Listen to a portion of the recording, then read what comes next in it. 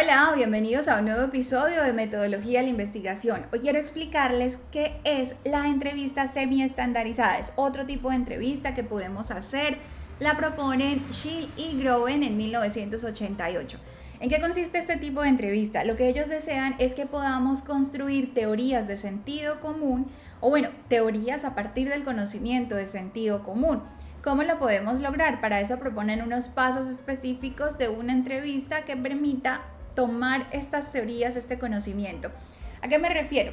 Por ejemplo, quizás hace 60 años, 80 años, nadie hablaba de los traumas, por ejemplo. Hoy en día es muy común escuchar hablar a las personas de sus traumas infantiles, de los problemas que tuvieron en la crianza y de cómo eso marca la manera en que hoy como adultos pueden manejar las emociones.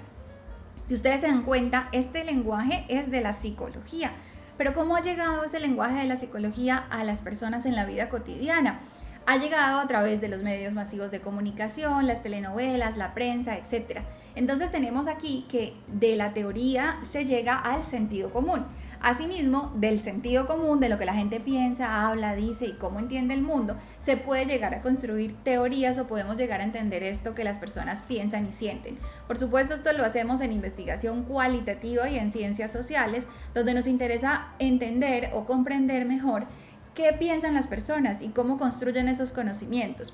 Entonces, lo que proponen estos autores es eso, construyamos teorías a partir del conocimiento de sentido común. Primero nos proponen que hagamos nuestra guía de entrevista, nuestras preguntas a partir del tema que ya tenemos diseñado en nuestro marco teórico y luego empecemos a abrir preguntas que sean de opinión y preguntas de confrontación, ¿no? Como de que tú qué piensas de esto, cómo te sientes frente a esto, si se presenta una situación así, cómo te sentirías, cómo actuarías, se te ha presentado en el pasado, cómo te comportaste allí. Pongámosle un tema específico, digamos que yo quiero hablar de violencia con un adolescente, entonces yo le puedo preguntar, bueno, ¿y tú qué opinas de estas situaciones de violencia que se presentan en las escuelas?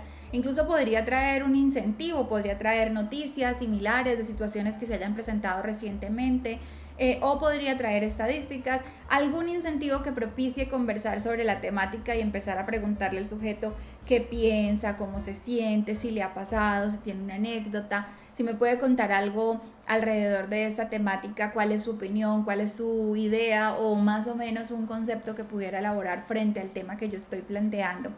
Y esto me va a permitir llegar luego a preguntas más específicas, de pronto preguntas más contextuales, ¿no? Bueno, ¿y esto pasa en la escuela? ¿Y qué será que pasa en el hogar? ¿Cómo te va a ti en la casa? ¿Será que cómo se aplica la violencia en la casa, en la familia, con los papás, con los hermanos? Y en otros entornos que tú te mueves, si estás en un grupo de danzas, en un grupo de música, en fin, como intentando verla, poner a esta persona en diferentes contextos para que analice el mismo problema en todos los escenarios en los que ella se mueva, ¿no? Para poder llegar a preguntas más específicas que me den luces sobre otras emociones, otros sentimientos, otras ideas que pueda tener el sujeto sobre esta misma situación, desde lo bueno y desde lo malo también, ¿no? ¿Cuándo crees que se puede hacer? ¿Cuándo crees que no se puede hacer? Aun cuando hablemos de conceptos que sean complejos como el mismo de la violencia. Pero hay niños que llegan a decir, bueno, está bien que mis papás me peguen. No significa que esto esté bien, significa que yo estoy recogiendo todo lo que la persona piensa y por eso necesito plantearle preguntas en diferentes contextos para llegar a ser más específico y encontrar todo eso que él piensa y todo esto que él ha elaborado en su mente sobre la temática que yo estoy trabajando. Entonces, iniciamos con preguntas abiertas, pasamos a preguntas específicas y preguntas que le permitan al sujeto confrontar lo que piensa y lo que siente en diferentes momentos, en diferentes lugares, en diferentes problemáticas y que también me hablen de su desarrollo moral, ¿no? De cómo lo piensa en lo bueno, en lo malo, en dónde sí, en dónde no, etc. Este sería un primer momento, hacer toda la entrevista y luego yo me voy y hago un segundo momento que es llegar a mi casa, transcribir la entrevista y empezar a analizarla. Los autores nos dicen que esto es lo que se llama la técnica de generación de una estructura. Es decir, después de yo haberme visto con el entrevistado, después de hacer toda la entrevista, hago una estructura que puede ser un mapa conceptual o un mapa mental, una especie de esquema o ficha donde yo resuma lo que él me dijo alrededor de este tema o concepto con todas sus vertientes y a partir de eso yo pueda con esta ficha de resumen regresar a un tercer momento. Entonces, primer momento, entrevista normal.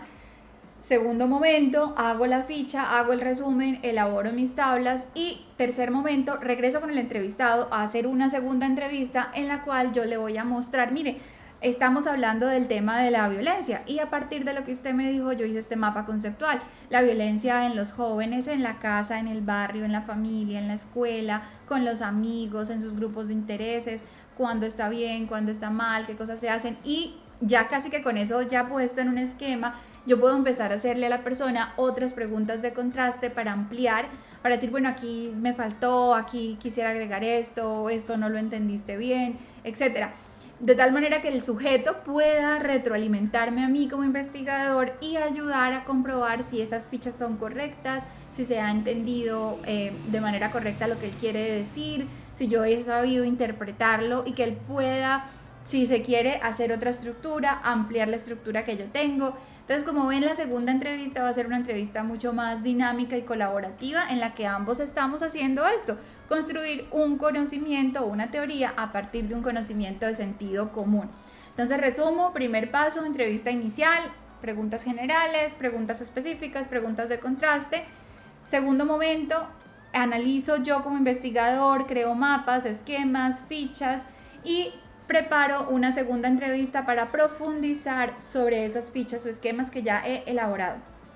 Tercer momento, hago una segunda entrevista donde puedo complementar, ampliar o fortalecer esa teoría o ese concepto que estoy tratando de armar. Estas investigaciones serían este tipo de entrevista sería muy buena para una investigación donde yo tenga como objetivo describir, caracterizar, comprender un concepto, una temática, cómo lo abordan las personas, ¿no? Cuando lo que trabajo es desde los sujetos y desde lo que los sujetos construyen como su conocimiento. Espero que esto les haya sido útil y que sigan el canal y por supuesto le den me gusta. Nos vemos en un próximo episodio de Metodología de la Investigación.